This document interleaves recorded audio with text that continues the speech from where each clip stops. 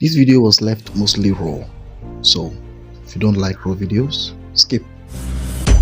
The best way to look at life, look at it from a systems perspective, right? So when you pick up any particular venture, anything at all, a career, a business, look at it carefully. You would see that in that very venture, in that very business, there are little things that make up bigger things, and then the bigger things make up even bigger things, and then until you have a system. System is what runs industries. Systems run businesses, right? Now, if you think in system, here's what it does to you. You realize that every little bit of components come together to form the system. A problem in one can ultimately hamper the operations of the entire system until you arrive at a point of flow where all the components put together are aligning seamlessly to get you to where you're going to. You will not be very productive, you will not even experience stability, and you will not be effective. That's the power of systems. If you're struggling in business, you don't have a business problem, you have a systems problem. If you're struggling in a relationship, you don't have a relationship problem, you have a systems problem. Even in your personal development, pause for a moment and ask, what part of my system, what part of this system is missing? Do I even have a system in place, or am I just running blindly? Because my friend, once you start seeing your life and you see it work as a system, you'll start to see things exactly the way they are, and you'll begin to see your challenges. You see where they're coming from, and more importantly, you will start to see how you can fix them. Now let me paint a picture for you.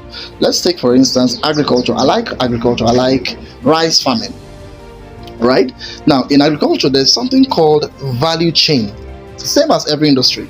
In the agricultural value chain, there are multiple components. But before you plant anything, what do you need? Land. Do you know what that is called? Real estate.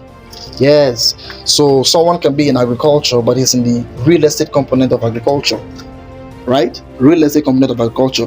Then you will need labor. Right? Whether it is mechanical or manual labor, it doesn't matter. You will need to do the planting.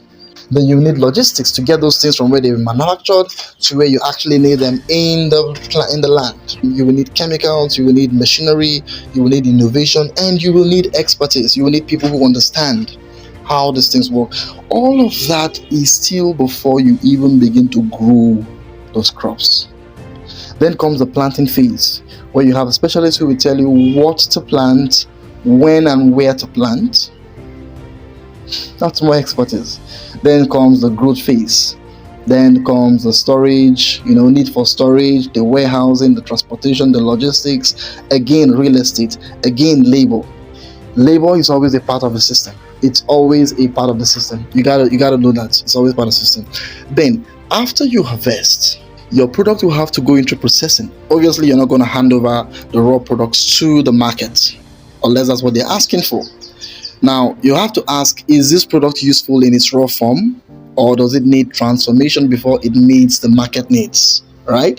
This is where processing system begins. Machines, engineers again, chemists again, designers again, product managers, people managers, all of those kind of things begin to come in that will bring the raw materials into a usable form. Labor again comes in, logistics comes in, real estate comes in, knowledge comes in, all still in motion. Remember, one system, just looking at the value chain. Then you finally have a finished product, and then you will need the marketers that will take this product, this finished product, to the market. You will need the managers who will handle the marketers and other components of the whole processing or the marketing, right? Now, all of them managing the component of one big moving system. Then you reach your customers. But the system doesn't end there. Because if the customers are not satisfied, the system breaks. You lose credibility, you lose the market, you lose momentum. So what do? You study, you improve the process, and then you restart the cycle. Production, processing, marketing, satisfaction. Production, processing, marketing, satisfaction. That's a system. This works in any product, any service. Now imagine if you had an entire system mapped out before you. You could ask yourself, where should I focus my energy? Where is my strength? Where is my expertise lying? Who are the people I need around me to make this system work for me? Because When you start thinking in systems, you stop operating in isolation. Yeah. If all you say is, oh, I just want to plant, or I just want to talk, or I just want to produce, then you are missing out in the big picture. And I'm not saying you should do everything. No, I'm just saying look at the whole picture so that even if you're just a small part of the system, you are not in isolation. You're connected, you're valuable to the whole system.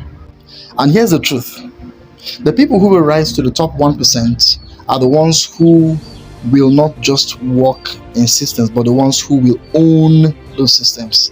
Now that's big. That's big. Owning the system is big. Now it's possible to own a system. It's possible to be so big in your mind and in your ideas that you revolutionize the industry to the point where your ideas, your processes become the new standard. The system itself begins to revolve around you. It is possible. Now, not because you're going to force it, because your value made it so. This is not domination, it's impact. That's what system ownership looks like. So whether it's a business, whether it's a career, whether it's a service, understand this: there's always a system approach to how things work. Always. When you understand the system and play it to your advantage, you begin to think differently, and you become a key component of it, and eventually a creator of a system yourself. Think system.